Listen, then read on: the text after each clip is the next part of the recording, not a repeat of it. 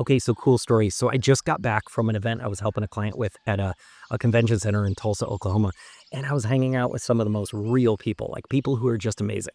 And at the same time, I was eating absolute junk, like really bad, like not feeling super great about that kind of thing.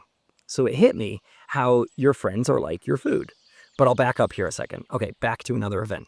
So back a few weeks ago, our town, which is a huge tourist town, they held one of those big business events, the kind. It's like NFL guy, local legends, corporate success people, and like influencers who just moved here for the tax breaks, all of them taking the stage to share their secrets to success. And I swear, every other sentence started with, when I'm on my private jet. Okay, do you ever have like a visceral reaction to a phrase like, some people gag when they hear the word moist. Some people gag when they see people gag. But I don't know. Anyway, for me, it's like private jet.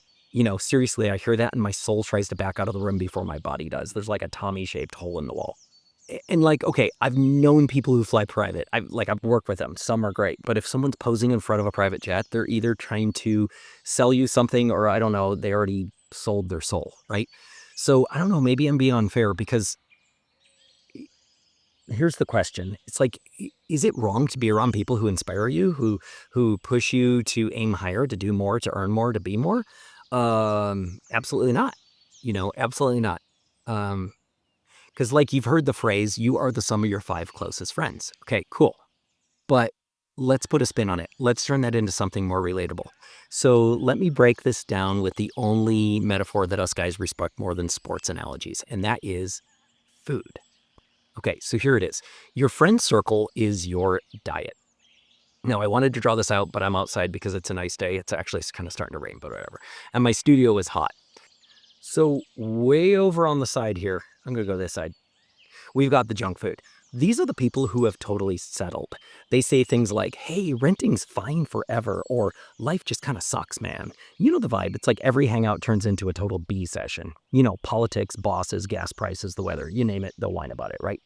They play a lot of video games, not in a wind down with Mario Kart after the kids go to bed kind of way. I'm talking like 8 hours a day kind of way. And sure, they're fun to hang out with.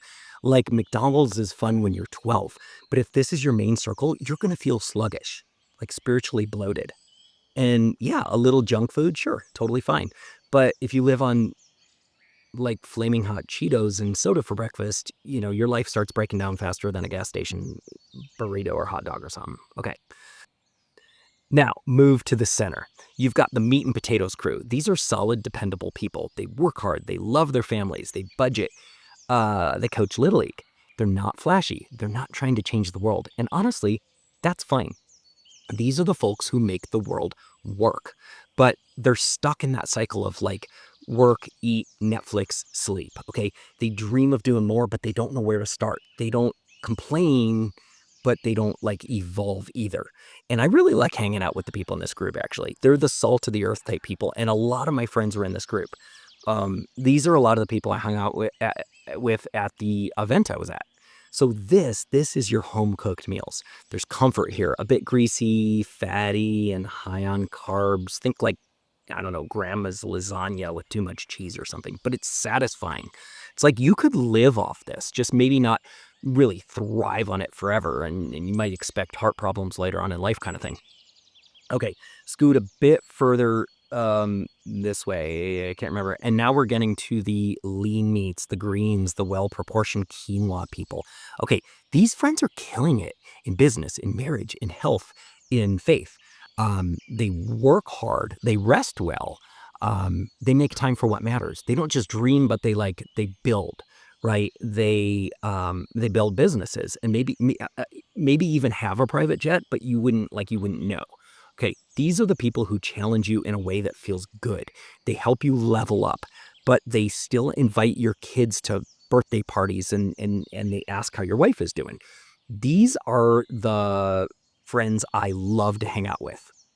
And this is the ideal diet. It's balanced, it's thoughtful, occasionally includes a little dessert, but not like 3 donuts before bed kind of thing. These are the people you want around your table and in your corner. Okay, finally, we go all the way to the far side, past out of the. camera frame. Private jets, dreams and promises. Passive income bros who haven't actually been passive in a decade because they're always screaming on YouTube. They flaunt their wealth like it's validation. They promise you that you too can be just like them for like 3 easy payments of $9.97 or something. Okay, so what's the food? These people, they are crack cocaine. They're not food. It's crack cocaine. They feel amazing at first, like, wow, I'm so motivated, but soon you're spiraling. You're comparing. You're feeling like you're not enough, and then their fake little empire falls apart, and they start selling used Lambos on Craigslist or whatever. It's not sustainable. It's not real, and it's definitely not you. Now, tying this back together, I'm not saying like only hang out with salad people, and it's not like avoid junk food friends. It's this. It's know your diet, know who fuels you, and then who fills you with empty calories. Okay, so you don't have to cut people out of your life, but you do need to pay attention to what you're consuming through like conversations, influence, values, energy, stuff like that. And I call it the dad diet for your soul because as a dad, as a leader in your home, you need more than like hustle and get rich quick schemes. You need people around you who remind you what real success looks like, which is raising strong kids, staying faithful to your spouse, providing for your family, and becoming the kind of man that you want your sons to become. So private jets are cool and everything, but you know what's cooler is like a dinner table full of love, a garage with Nerf guns and bikes, a Saturday morning with your kid asking you to watch this like 40 times in a row. Because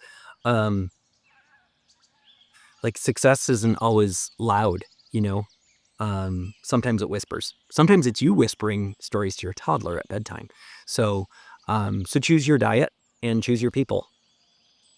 And I guess that's it. And pass the meatloaf.